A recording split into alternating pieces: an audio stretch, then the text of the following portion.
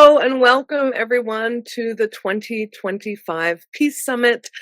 My name is Mariana Bissonette. If we have not met before, I'm the founder of the Peace Program, and I'm so excited to have you all here. We're doing a new format this year. We used to do a full weekend of live workshops, and we're excited to invite you all to this new format that I think might work with everyone's schedules. I'd love for you to use the chat to introduce where you're calling in from, so that we can start building community and connection with each of you. I am calling in from Huichin, which is currently occupied by the city of Oakland in California, which is the ancestral land of the Leshana people. So if you can put into the chat where you're coming in from, that would be really helpful so that we can see. We are an international team of Montessori educators, so we do work with adults all over the world. So I wanted to obviously welcome you to our summit today. I have a brief presentation, and if at any point you have questions or you want to dialogue, please use the chat, and I'm more than happy to share. And then we will see, we've got some other people from California calling from the road. Nice. It's nice that Mighty Networks has a pretty convenient app, so you might be able to do that. We've got some other folks from California. Got some folks from other parts of the United States. Welcome, welcome. Really great to have you all here. Okay, so I'm going to get started and I'll check the chat in a little bit. So we are going to be spending the next week together talking about the important concept of white supremacy culture and Montessori. These are often two things we don't necessarily think go together, but we do find that white supremacy culture embeds itself in all aspects of our lives, and so it can come into our Montessori spaces at home or at school. And this summit is meant to give us a space to talk about it, to be able to talk as parents, as educators, as community members, to talk about how we can root this out of our spaces at school or at home. I want to start with a land acknowledgement. I live on a land of occupation and resistance. The land I stand on, rest my head on, grow food on, raise my kids on, earn money on is Leshana land. It is the land of Huichin, which is currently occupied by the city of Oakland and previously occupied by the Spanish missionaries whose mission plantations in the late 1700s forced many of the Leshana into slavery of both the body and the mind. Like the white conquistadores before me, I live on stolen land. The occupation of Huichin has been and continues to be resisted by the Leshana people, who have and continue to revitalize their culture, reclaim and nourish their homeland, and revive their Chochenyo language. The Confederated Villages of Lishan have been denied federal recognition as a tribe, which means they have no protected land and do not receive any benefits or compensation under U.S. laws. Despite this, the Leshana people have led a successful resistance for rematriating their land, a land tax for non-Indigenous residents to pay so that the Leshana people can buy back their land. As spokesperson for the Confederated Villages of Lishan, Karina Gula says, "It does not matter whether or not this government recognizes us. My ancestors recognize me, and this work is for them." The resistance is strong and growing. This land has been stolen further from both Black and Japanese American community members. The sweeping and forceful gentrification of Oakland through extreme housing prices, history of denying Black Americans home ownership, and the increase in a white population who repeatedly leverages power and privilege over the Black community has forced many members out of Oakland. The cultural and historical roots of the Black community in Oakland are deep, particularly having started the Revolutionary Black Panther Party, whose resistance to police brutality continued a long-held resistance against the forceful oppression of Black bodies. This land was further stolen from Japanese American community members and my family by marriage. Homes, livelihoods, businesses, and belongings were stolen from the Japanese American community in Oakland during the Japanese internment of World War II. The Oakland Buddhist Church was and continues to be an impactful organization and place of belonging and resistance to oppression, sheltering belongings at the church while citizens were interned and offering housing and community for returnees after the war. I am a colonizer on stolen land. Soy conquistadora. but this is a land of occupation and of resistance. The Peace Program and myself contribute monthly to the Sogorea-Te Land Trust, the Indigenous Montessori Institute, and the Roots of Labor Birth Collective, whose work local to Oakland is dedicated to reproductive justice and serving all birthing people with supportive birthing practices. My hope in offering this land acknowledgement is to encourage everyone listening to find out what Native land you live on, travel to, or work on, and uplift and support the work of your local Indigenous communities. I thank you for listening. I do hope that you check out the Indigenous land back movements in your area, or if you're local to the San Francisco Bay Area, that you have a chance to contribute to the Sogorea-Te Land Trust and help the Lishan Ohlone people buy back their land. So I'd love to introduce you to our team. We have been working together since 2022. Some of us have joined a little bit earlier, but I started the Peace Program back in 2016, just working with parents and community members to just help the adults who are working with children. And by 2020, I realized that, as a white parent educator, I was not going to be the right fit for all families. And I wanted to expand access to Montessori parent educators so that families would have more agency and choice in who they were working with. And so I started working with more people in 2020, and then I reformulated that idea of, instead of just working with one person, to actually put together an international team. And of course, once we were all together, we thought, we should put on a conference. And so we started the Peace Summit. So I'm really excited about our team for the 2024 to 2025 season. We have 9 people on our team. We have Anila Hussain, who is from Pakistan, living in Switzerland. We have Madhuri, who's from India and currently living there. We have Jolene, who's from South Africa and currently living there. We have Maria, who's from the Dominican Republic and currently living in the States. We have Mary, who is from many places, but she's most of her upbringing was in Canada, and she's living there now. We have Katalin, who's from Hungary, but she's living in the UK. Myself, I was born and raised in the Bay Area in California, and this is where I'm currently living. We have Emily, who comes from the Garifuna community in Honduras, and she lives in the States now. And then we have Deborah, who's on the call, who is from Brazil and is currently living in the States. All of us are Montessori trained. All of us are Montessori trained at the 0 to 3 level, with some of us who have extensions at the 3 to 6 level. The intention of this program is really to support the adults who support children during the most critical period of life. So our focus is the first 6 years, but within that, it's very heavily focused on the first 3 years, because we know that that is the most critical time in development. So I do build a team of those who are 0 to 3 trained. And of course, it's really supportive to have parent educators who can also speak to those slightly older children. A little bit about our team. I shared that we are a global international team. 67% of our team identify as Black, Indigenous, or of the global majority. 100% of our team are multilingual. 89% are experienced classroom teachers, which means they've spent more than 5 years in the classroom. And 89% are also parents themselves. So when they do parent ed work, most of them are really speaking from very personal experience, whether very tenured experience in the classroom or even personal experience as a parent at home. 44% are experienced parent educators. They've been doing parent ed work for at least 5 years. And 44% are cross-trained at 0 to 3 and 3 to 6. And 54% live outside of the United States. So we try to have a holistic perspective that's giving lots of different opportunities for families and for educators to be able to connect with mentors, coaches, and support networks that feel really culturally affirming.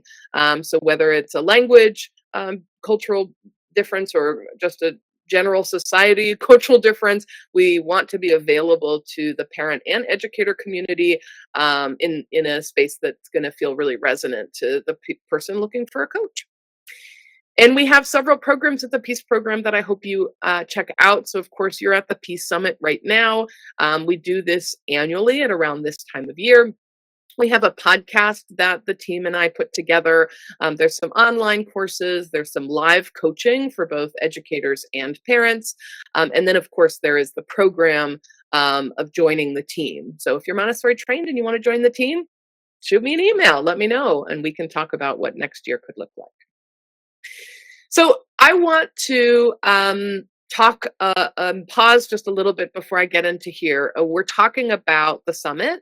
Specifically, we wanted to address white supremacy culture today. So I'd love for you to put into the chat, when you saw this topic, what was your first reaction? Were you excited? Were you nervous? Were you curious? You can use a word. You can also just leave a full sentence. But when you saw the post or you saw an email that said, hey, we're going to do a conference on white supremacy at Montessori, what came to mind for you? So I'm hearing grateful. I'm hearing excited and curious, thankful. I think that this topic can bring up a lot of a pause. It's trying to think about it. How am I going to fit into this topic? Am I going to be feeling defensive? Am I going to be feeling insecure? Am I going to not want to participate because I don't want to say the wrong thing?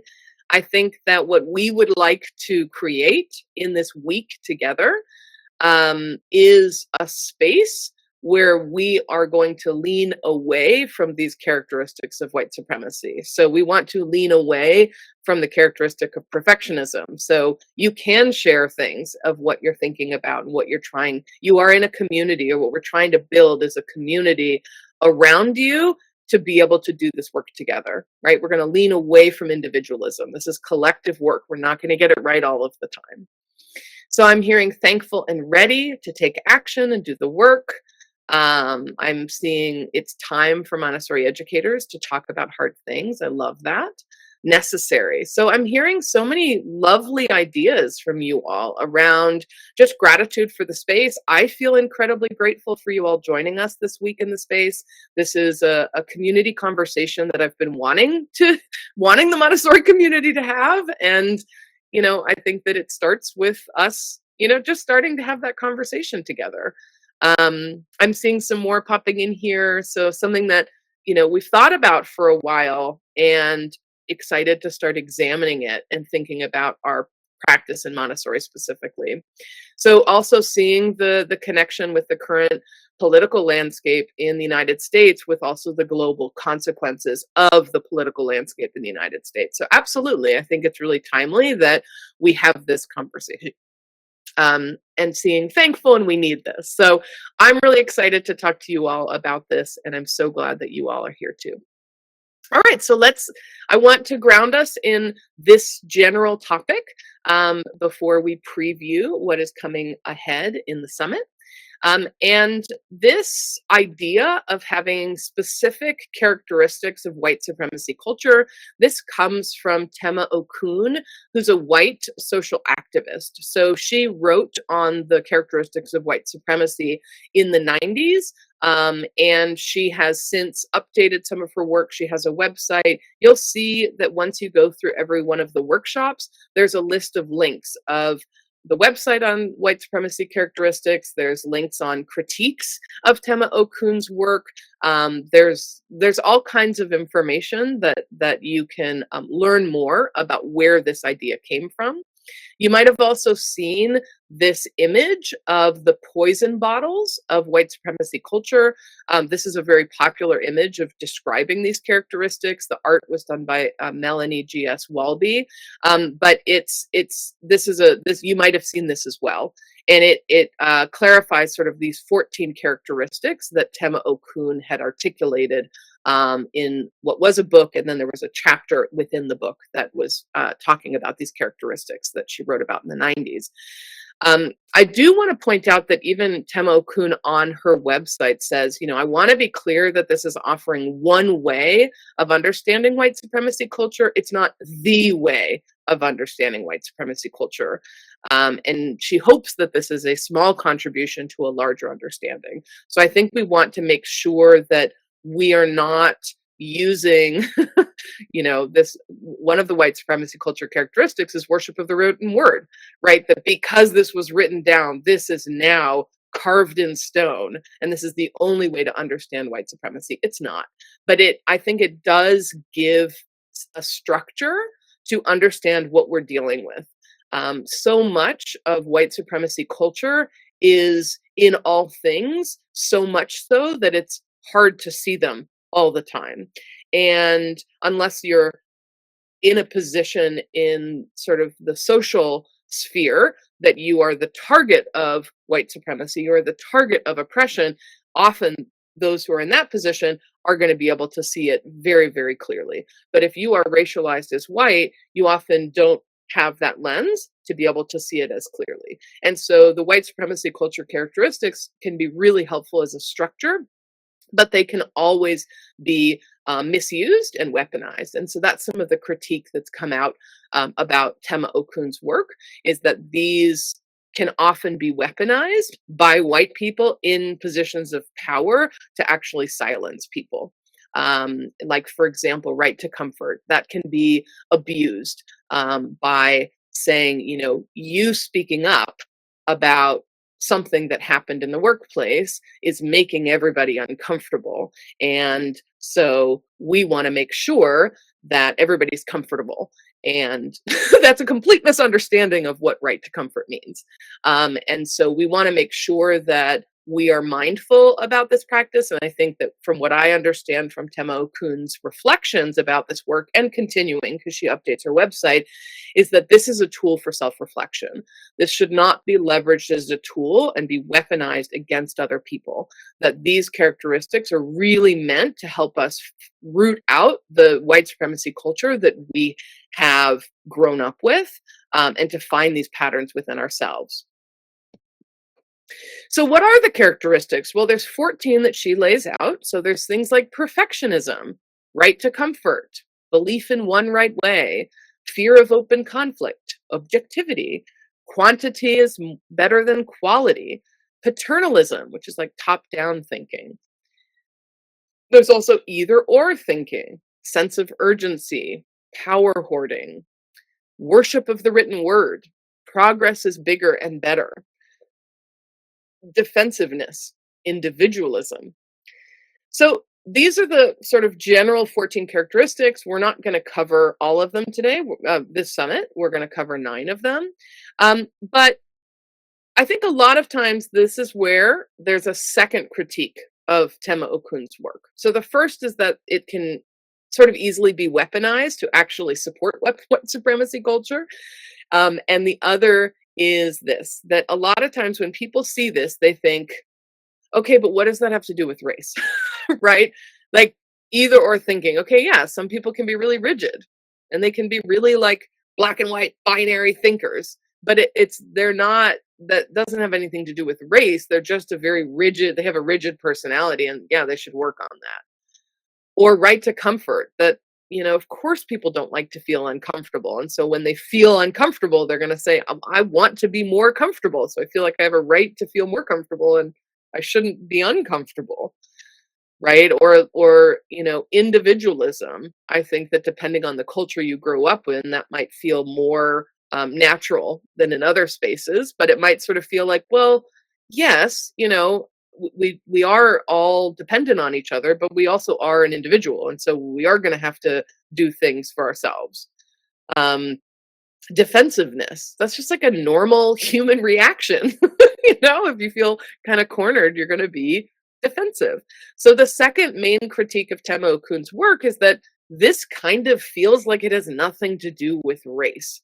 So how are these just seem like bad human characteristics that we all kind of should work on, rather than them being specific characteristics of white supremacy culture. So I want to address that by talking a little bit about the system in which we find ourselves in and how these topics connect.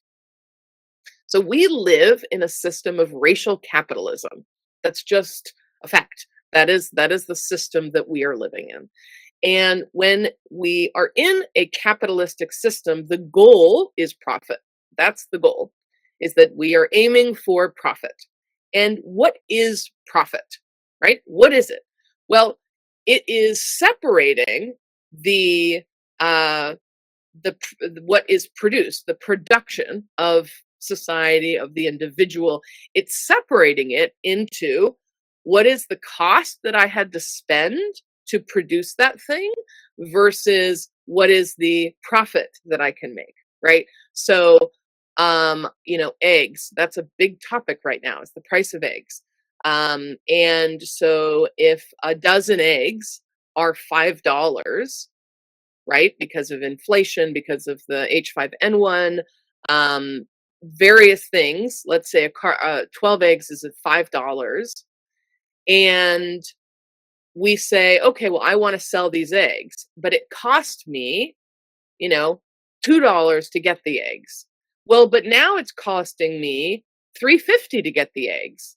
So I could increase my profit by making the eggs $10, but then maybe less people are going to buy them, right? So I can't just say, well, I'm gonna make so much profit by saying, oh, great, I'm gonna make eggs $300. Nobody would buy them. So the profit to cost uh, ratio is dependent a bit on the market, but it really, really heavily focuses on reducing costs, because you can't just make the thing more expensive and expect everybody to buy it. You can a little bit, right? If it's really scarce and everybody needs eggs, but you can't a lot of it. So what you want to do is you want to reduce cost. So when we think about this racial capitalistic system, especially as humans, the cost that is most expensive is labor. That is the most expensive cost. And that is the human cost. That is what we engage in when we sell our labor. That is the cost to the company because they have to pay us. And the profit is the unpaid value. So I produced, as a laborer, I produced a certain value, this whole rectangle. But in order to create profit, they have to reduce the cost in order to have some of that profit. And so capitalism requires an oppressed worker class. It requires that because you're trying always to push costs down, because you can't, there's a ceiling to how much you can just increase the cost and then hope to still get profit. So capitalism is all about you increase profit by reducing costs. And when it comes to human cost, labor cost, that requires workers to accept less pay for the amount that they produce. That's the system that we're in. And because it's a racial capitalistic system, this oppressed worker class is going to be based on race. So when we have this racial capitalistic system, we have this racial hierarchy, right? So in order to create an oppressed worker class, we need a lot more people who are at the bottom of a hierarchy and very, very few at the top of the hierarchy that are going to be getting all of the profit, right? That's how they're going to get and stay rich. So what you have in a racial capitalistic system, when you have this racial hierarchy, is you have people who are racialized as white at the top, and then you have people who are racialized as black at the bottom, and then you have people who are racialized in various other ways somewhere along the pyramid in the middle.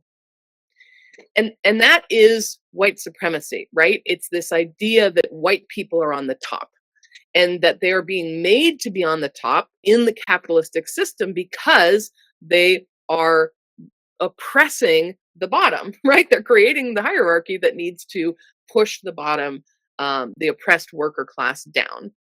And the way that, at least in the United States, was created based on race. And so when we think about all of these characteristics that just seem like maybe poor human personality traits, these characteristics are how the culture keeps those that are racialized as white at the top of the hierarchy. This is how the structure is kept in place.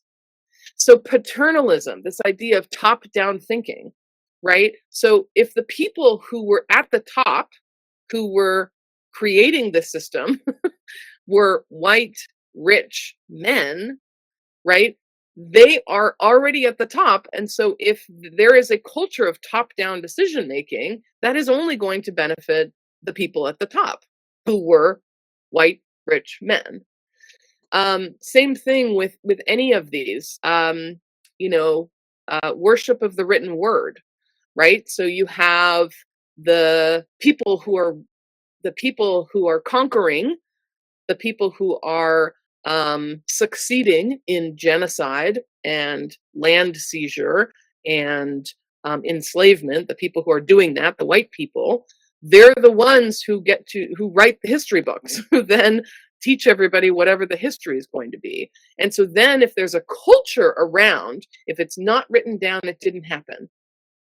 Right? If there's this culture around the written word and all of the written word is based on whatever they said, well, of course, that's going to help establish this same hierarchy over and over and over again.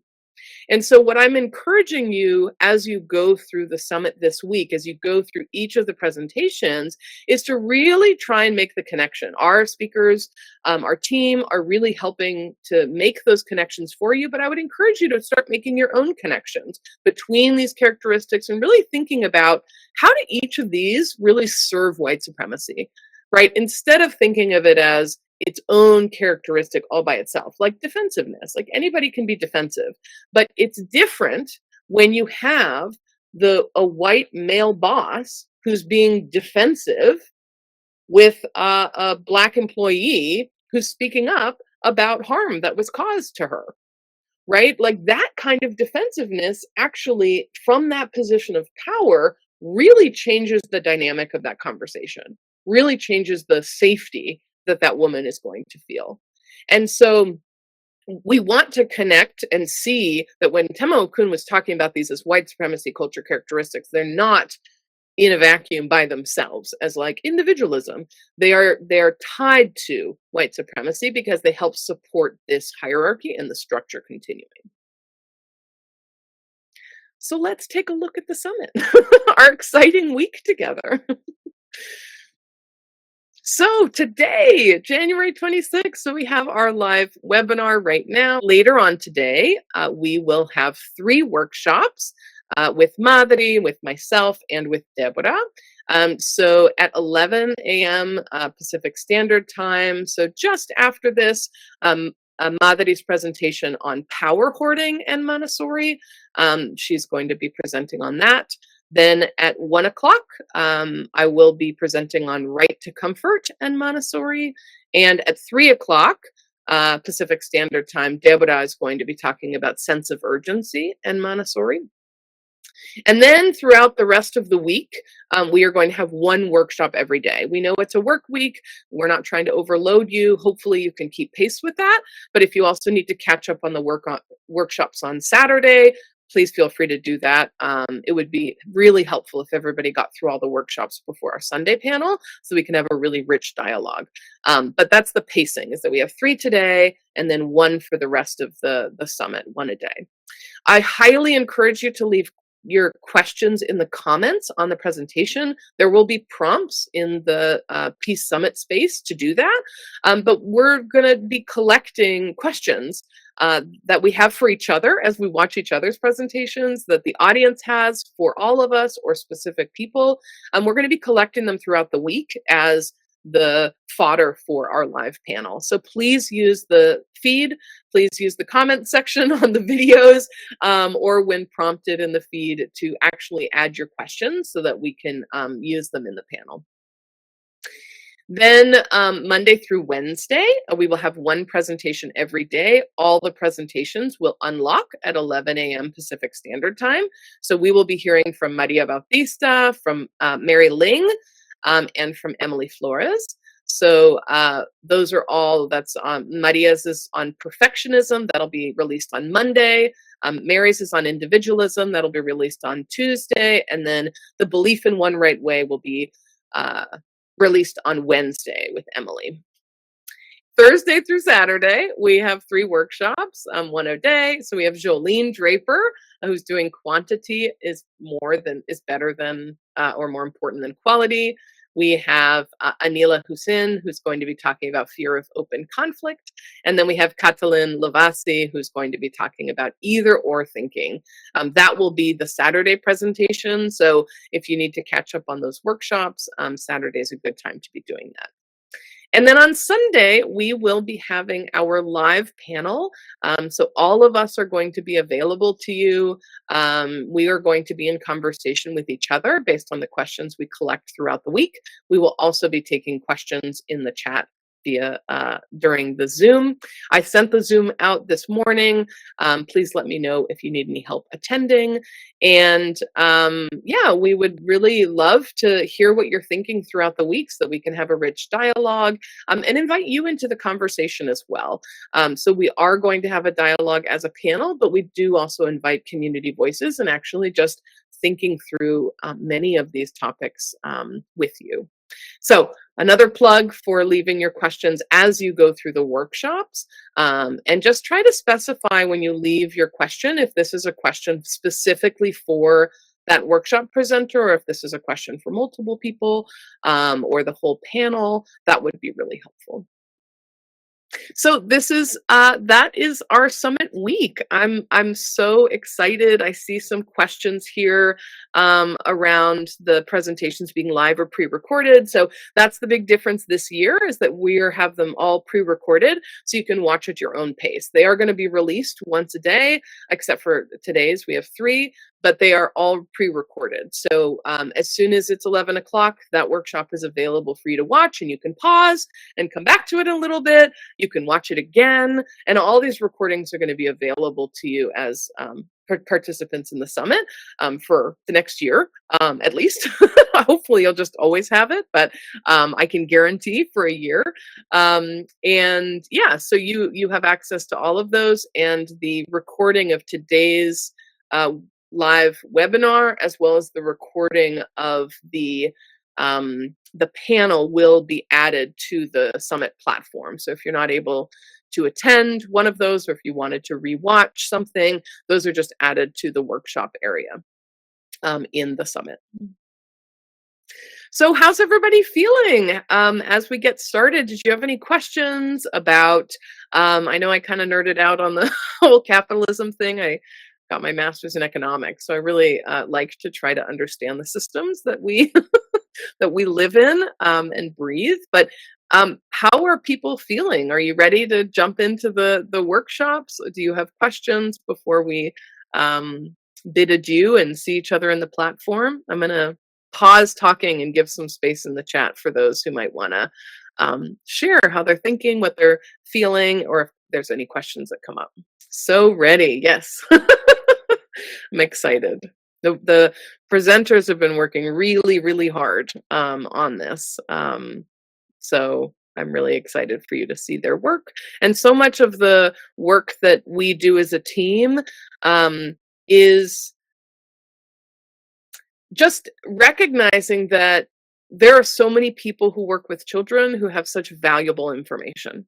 And a lot of times they don't have the training or the practice on how to share that information, whether it's practice with public speaking or practice just even knowing how to do a workshop. And so what I do with the Hive, we call ourselves the Hive, of parent educators, my team, is really helping them develop their skills as public speakers, develop their skills as presenters, so that they can work in their own communities and reach more people so that they can all learn more. So we're all here learning together, and with you, we always get better at presenting every time we do it. And so we've been working really hard behind the scenes to make this ready for you. Yes. So yeah, multiple people are so ready. Oh, thank you for being here. Yeah, so there's some appreciation for that work. But we're really the aim of the work is the community conversation, right? And so we're happy and excited about the effort that we've put in, but the real aim is for that community conversation. Yes, it is really encouraging to have so many Montessorians actually wanting to have this conversation. I find that really encouraging, for sure. And hopefully we can take our learnings and bring this into all of our own communities and, say, hey, can I can I run a staff meeting? Can I do a presentation for my community? Or if you have a parent group, I'd love to talk about some things that I've learned, like we want you to take this information and then add more people to the work of trying to disband and really root out these cultural characteristics that are we grew up with, and so we need to find them and locate them in ourselves. Okay, so I'm hearing somebody share the explanation of the characteristics of white supremacy and the systems we live in based on racial capitalism was really clear and powerful. My brain is tingling. I'm really excited. Yeah, I think it can be really especially for people who are racialized as white, but not exclusively. The system does a really good job of keeping us racially illiterate, and not being able to see the forest through the trees. We get really bogged down by even in the US political landscape today, the approach of just shock and awe of like all these things are happening, and it's only 4 days into Trump's second term. And all these things are happening, and it makes it really hard to sort of understand what really is happening because there's so much. And I think that that's how it can sometimes feel. Like it feels like if it's everywhere, then that's really overwhelming. And so I think just bringing it down to that structure can be really helpful to our brains to just be like, okay, I understand. This is what we're dealing with. And that's why I know that there are certainly critiques of Tim Okund's work, and I welcome those in our community conversation. I do think that when done responsibly, it just gives a really helpful structure, at least for me, for self-reflection, that it's helpful to know that, if I'm trying to move away from perfectionism, and that's been a characteristic that's been like embedded in me since I was very little, if I am trying to lean away from that, it's not just a self-serving thing. Like, man, this is bad for me. So I'd really like to work on not doing this. This is actually like when I lean into it, I'm actually directly oppressing Black, Indigenous people of the global majority. Like that framework shift is very helpful because then I'm like, oh, I want nothing to do with that. Now I understand I don't want anything to do with that. So I do think understanding a basic structure can be very powerful. And I'm glad that it was powerful for you. And I also think that these characteristics can be very anchoring when used responsibly, because it does clarify kind of what's happening, and it allows us to really pull away. And I feel like, the work that I feel like I've done personally to understand or to shore up my racial literacy, the work is a grain of sand on a very big beach, right? So that's a lot more work to do, but I feel like having those structures has just helped. They're little breadcrumbs that I can hold on to as I try to like climb this very steep cliff that feels like, why was I all the way down here when the reality is all the way up there? So I'm glad that you felt that way. Okay. Well, if there's nothing else, please pop your questions if you have something that comes up afterwards into the Summit feed. All of the team, I hope that we can all be really active with you all. So hopefully that community conversation can happen throughout the week. So use the community feed like a social media platform, post, hey, this is what I was thinking, and then other people can respond to you. And I thank you so much for joining me today, and on behalf of the whole Peace team for joining us for this whole week. And we can't wait to see you in there. So thanks so much for coming, and we will see you shortly.